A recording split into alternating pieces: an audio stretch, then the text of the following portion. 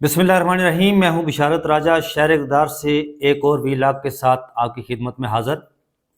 नाज़रीन, ये जो रवां हफ़्ता है जो पीर से शुरू हो रहा है, मैं इस वक्त वीलाग की रिकॉर्डिंग जो कर रहा हूँ, आज संडे है और रात के इस वक्त 11 बजे हैं जब मैं वीलाग की रिकॉर्डिंग कर रहा हूँ। तो ये हफ़्ता न सिर्फ पाकिस्तान की अदालती तारीख़ बल्कि सियासी तारीख़ में भी बड़ी अहमियत का अमल है। ये पाकिस्तान की सियासी न सिर्फ अदालती तारीख़ बल्कि सियासी तारीख़ का धारा मोड़ देगा कि मुल्क किस समत में जाएगा, दुरुस्त समत में जाएगा या फिर इसको उसी समत में रखा जाएगा जिस वक़्त इसका धारा मौलवी तमीज़ुद्दीन केस में काज़ी मुनीर ने मोड़ा था। उस वक़्त जो एक फ़ैसला दिया था काज़ी मुनीर ने, तो उस वक़्त मुल्क का धारा गलत समत में मुड़ा था।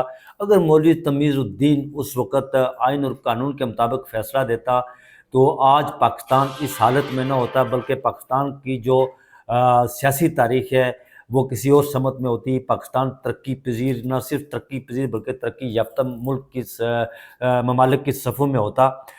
चीफ़ जस्टिस यहिया अफरीदी के कंधों पर बड़ा भारी बोझ आन पड़ा है। आज जुडिशल कमीशन का इजलास हो रहा है। इस इजलास में बड़े अहम फैसले किए जाएंगे और अगर सुप्रीम कोर्ट के तमाम जजेस ने, मेरी मुराद जितने 5 इसमें मेंबरान जो हैं जुडिशल कमीशन के, वो 5 मेंबरान हैं। 4 मेंबरान तो हैं, एक मेंबर जो होगा वो आइनी बेंच का सरबराह भी होगा।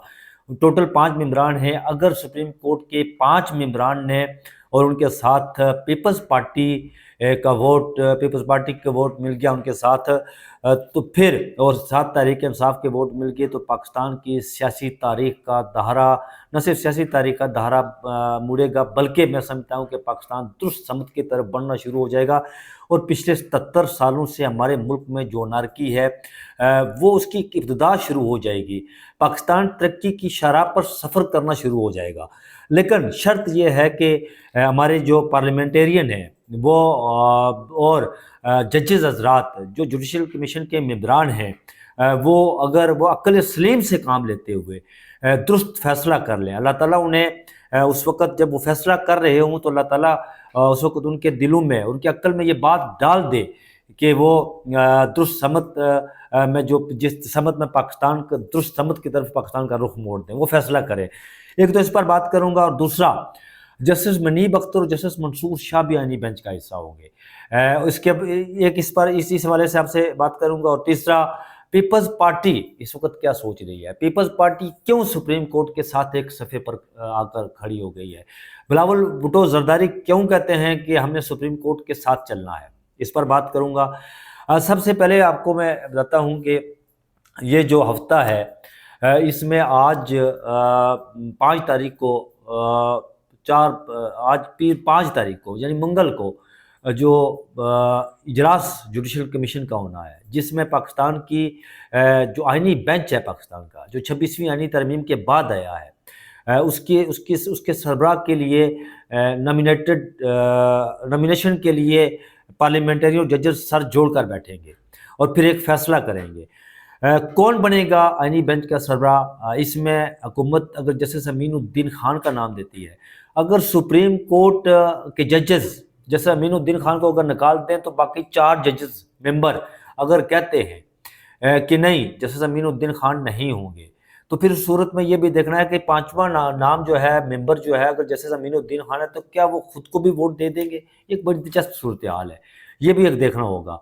लेकिन क्या अटारनी जनरल पाकिस्तान और आज़म नज़ीर तारड़ जो वज़ीर कानून है, क्या वो चीफ जस्टिस ऑफ पाकिस्तान के साथ नहीं जाएंगे, जिन्होंने 3 साल चीफ जस्टिस ऑफ पाकिस्तान रहना है और इस अदालती निज़ाम को लेकर चलना है, क्या वो उनके ख़िलाफ़ जाएंगे?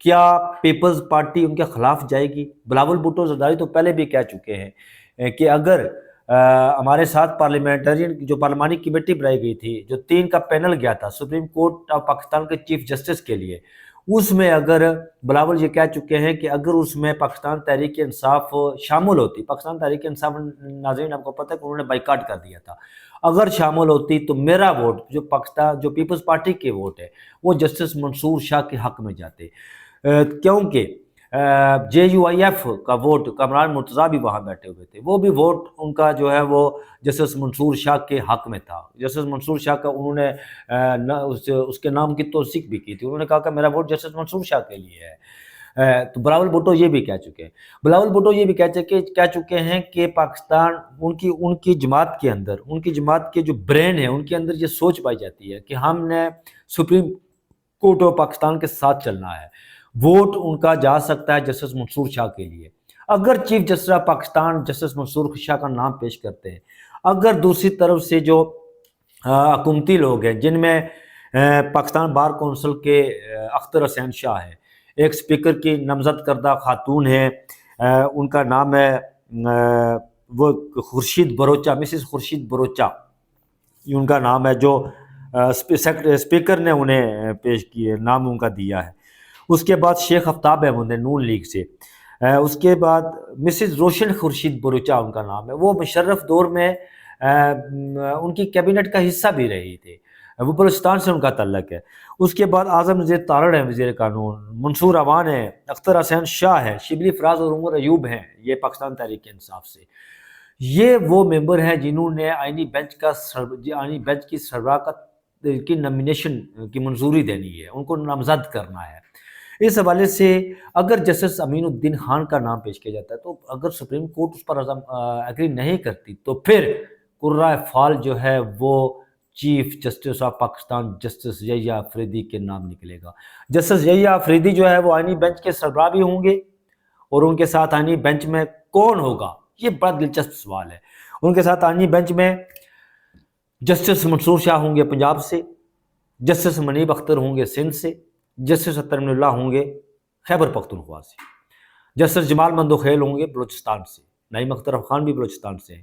اگر چیف جسٹس خود بلوچستان سے ہیں، خیبر پختونخوا سے ہیں جسٹس یحییٰ آفریدی، تو پھر ممکن ہے کہ جسٹس اطہر من اللہ کا نام نہ آئے اس میں، کیونکہ وہ خود اس کو خیبر پختونخوا کی نمائندگی وہ ان کے پاس ہوگی۔ اگر وہ انہوں نے رکھنا ہی ہے ایک جج کوٹے سے، تو پھر جسٹس اطہر من اللہ اس بینچ کا حصہ ہوں گے، کیونکہ یہ وہ لوگ ہیں جو آئین اور قانون کی سربلندی کی بات کرتے ہیں، جو آئین اور قانون پر چلنے کی بات کرتے ہیں، جو عوام کی ول کی بات کرتے ہیں۔ یہ وہ لوگ نہیں ہیں کہ جو طاقتور کے اشاروں پر جو ہے وہ کیا کہتے ہیں انہیں کہ وہ ان پر چلنا شروع کر دیں، یہ وہ لوگ نہیں ہیں۔ یہ وہ لوگ ہیں جو آئین اور قانون پر چلنے کی پر بات کرتے ہیں۔ ناظرین، بڑا عام ہفتہ ہے۔ اب دیکھیں آئینی بینچ بن گیا، آئینی بینچ بننے کے بعد کیا ہوگا؟ آئینی بینچ کی بننے کے بعد اس میں بڑی اہم درخواستیں لگ رہی ہیں، بڑی آئینی درخواستیں لگ رہی ہیں۔ اس میں یہ جو اسلام آباد جو 6 ججز والا معاملہ ہے یہ بھی آئینی بینچ کے پاس جائے گا، یہ بہت بڑی اہم درخواست ہے۔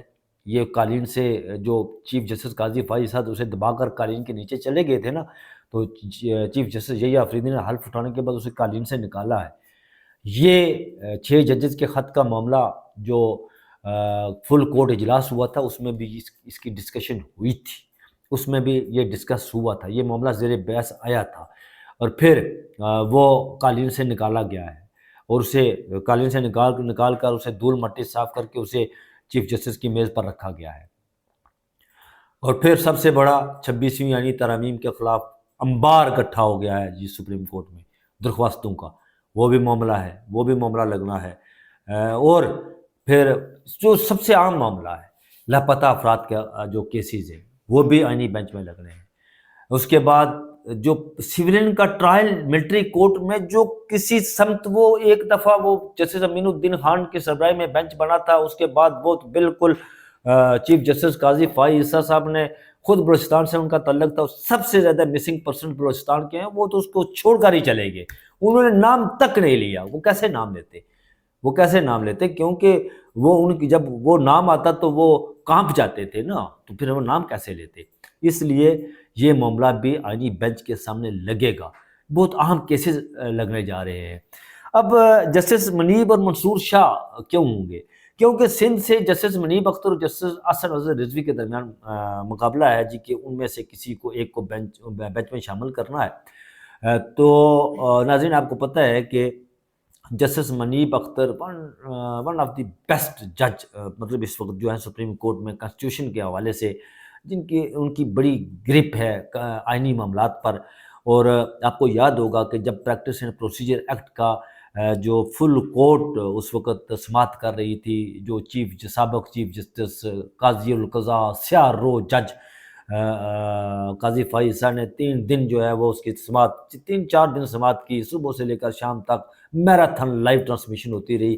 اس میں جسٹس منیب اختر بار بار ایک سوال اٹھاتے تھے. میں آپ کو ان کے آئینی معاملات پر کتنی گریپ ہے میں وہ بات کر رہا ہوں، سمجھا رہا ہوں آپ کو کہ وہ بار بار یہ سوال اٹھاتے تھے کہ master of the roster supreme court کا کون ہوگا. یہ سپریم کورٹ کا اختیار ہے کہ وہ اپنے رولز خود بنائے. یہ نہیں ہو سکتا کہ ہم جو ہے اپنے اختیارات جو ہے وہ پارلیمنٹ کو دے دیں. اس وقت بھی انہوں نے کہا تھا کہ اگر ہم اپنے اختیارات پارلیمنٹ کو دیتے ہیں تو پھر یہاں پر جو سیاستدان ہیں وہ گھس کر بینچ بنایا کریں گے. اور پھر وقت نے دیکھا کہ جسٹس منیب اختر کی بات سچ ثابت ہوئی جب صدارتی وہ ججز کمیٹی کا پریکٹس اینڈ پروسیجر ایکٹ لایا گیا تھا 20 ستمبر کو، کیونکہ اختلاف کیا تھا جسٹس منصور شاہ اور جسٹس منیب اختر نے. جب وہ کمیٹی تھی ججز کمیٹی کی تو اقلیت میں تھے جناب قاضی القضاء قاضی فائز عیسیٰ صاحب، سیاہ رو منصف اعلیٰ. تو وہ پھر ایک ان کے مشاورت سے آیا تھا. یہ نہ کہیں کہ یہ پارلیمنٹ نے کیا تھا، نہیں، ایسی بات نہیں ہے. یہ قاضی فائز عیسیٰ کی مشاورت سے آیا تھا جو صدارتی ایکٹ آیا تھا. میسنجر اس میں ایک صافی تھا میسنجر، نون لیگ اور قاضی کے بیچ میں ایک صافی میسنجر تھا جو یہ سارے پیغامات جو بھیجتا تھا. تو یہ ان کی مشاورت سے آیا تھا. پھر وہ کمیٹی بنی تھی، آپ کو پتہ ہے وہ جسٹس منیب کو نکالا گیا تھا، امین الدین خان کو شامل کیا گیا تھا. تو میں بات کر رہا تھا کہ جسٹس منیب اختر کی آئینی معاملات پر بڑی گرپ ہے.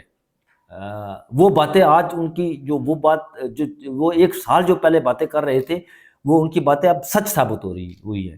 وہ 20 سپٹمبر کو بھی سچ ثابت ہوئی تھی. اور جب یہ 26ویں آئینی ترامیم جو نام نہاد بنائی گئی تھی جس میں بینچ کہ وہ تشکیل آئینی بینچ کیسے بنیں گے، کیسز کہاں لگیں گے، جج جو پارلیمنٹیرین ہیں وہ گھس کر جو ہے عدالت کے اندر اپنے بینچ بنوا رہے ہیں، کیسز بنوا رہے ہیں، وہ بھی باتیں ان کی سچ ثابت ہوئی، وہ ساری باتیں سامنے آئی. تو ناظرین یہ ہفتہ بڑا ہی امپورٹنٹ ہفتہ ہے. 5 تاریخ کو یہ اجلاس ہو رہا ہے، 6 تاریخ کو پھر روٹین کے کیسز ہوں گے، 7 تاریخ کو ایک اور بڑا جو چیف جسٹس آف پاکستان نے بلایا نا ATC ججز کو فائلوں سمیت کہ آپ حاضری دیں، ہمارے پاس آئیں. یہ بڑا اہم نقطہ ہے. اس کو آپ ہمارے دوست بہت سارے اس نقطے کو لے کر جو ہے نا وہ اس کو لائٹلی لیتے ہیں. لائٹلی نہیں ہے یہ ملک میں ملٹری کورٹ کی بات ہو رہی ہے نا، ملٹری کورٹ بنانے کی. تو یہ وہ نقطہ ہے کہ جو سپریم کورٹ آف پاکستان اس کو بند کرنا چاہتی ہے کہ ملک کے اندر ملٹری کورٹ نہیں بنے گی، کیونکہ ان کا زور ہے کہ یہ جو ATC عدالتیں ہیں یہ کام نہیں کر رہی، یہ مجرمین کو سزا نہیں دے رہی، ان کا ٹرائل نہیں کر رہی. اسی لیے چیف جسٹس آف پاکستان نے انہیں طلب کیا ہے ججز کو کہ آئیں فائلوں سمیت ہمیں بتائیں آ کر. اور جب وہ بتائیں گے نا تو پھر وہ انہیں انسٹرکشن دے گے کہ آپ نے اتنے عرصے میں جو اس کی ٹائم لمیٹیشن ہے 2 ماہ، اس کے اندر اپنے فیصلے کرنے ہیں. پھر وہاں سے وہ معاملہ وہ سوراخ بند ہوگا کہ ملک کے اندر ملٹری کورٹ نہیں ہوگی. اس کے الٹرنیٹ ATC بنائی گئی ہیں، انسداد دہشت گردی کی عدالتیں بنائی گئی ہیں. ایک واضح میسج جائے گا جو مقتدر حلقے ہیں ان کی طرف، پھر وہ باب ہمیشہ کے لیے بند ہو جائے گا. یہ وہ نقطہ ہے جسے لوگ بڑا لائٹلی لیتے ہیں، لیکن دیکھیں یہ ATC ججز کو بلانا بڑا اہم ہے. اور ATC اس وقت آپ کو پتہ ہے ناظرین کہ ATC میں کن لوگوں کے مقدمات ہیں. اس میں پاکستان تحریک انصاف کے زیادہ لوگ ہیں جن کے مقدمات ATC میں چل رہے ہیں. تو اس کے بعد 8 تاریخ کو ناظرین وہ سپریم جوڈیشل کونسل کا اجلاس ہے، جو ججز کو نکالنے والی کمیٹی ہے اس کا اجلاس ہے. اس میں کوئی 100 سے زائد شکایات ہیں ججز کے خلاف. کون نکلے گا کون رہے گا وہ وہاں فیصلہ ہوگا. اس میں جیسے امین الدین خان اور نعیم اختر خان کے خلاف بھی شکایات ہے، لیکن وہ بڑی سالڈ قسم کی شکایات ہیں ان کے خلاف. یہ وہاں فیصلہ ہوگا. پھر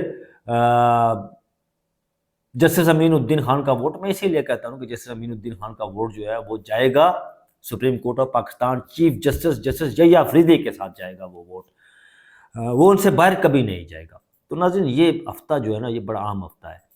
امید ہے ہمیں کہ یہ 77 سالوں سے میں کتابیں ناظرین سن کر اب تو ظاہر ہے میں کتابیں book reading is my favourite hobby, کتابوں کا مطالعے کا مجھے بڑا لپکا ہے، میں کتابیں پڑھ کر جو ہے نا وہ ہسٹری میں نے پڑھنی شروع کی ہے جی 47 سے، اس سے پہلے بھی جو انڈین انگلو ہسٹری ہے وہ پڑھی ہے میں نے، یہاں پر کیا کیا معاملات ہوئے، اگر سچی بات محمد علی جناح کے حوالے سے کہے یا علامہ اقبال کے حوالے سے کوئی بندہ بات کہے تو پھر اس معاشرے میں جینا بڑا مشکل ہو جاتا ہے۔ بہرحال یہ ہے کہ میں انشاءاللہ کوشش کروں گا کہ اسی ہفتے ایک ویلاگ میں تھوڑا سا کوشش کروں گا کہ میں 47 سے لے کر آج تک وہ کتابوں کے ساتھ ود ریفرنس، میں کتابیں بھی آپ کے سامنے انشاءاللہ رکھوں گا ود ریفرنسز، میں اس پر ویلاگ کروں گا کہ کب کہاں کیا غلطیاں ہوئی جس کا خمیازہ آج ہم بھگت رہے ہیں۔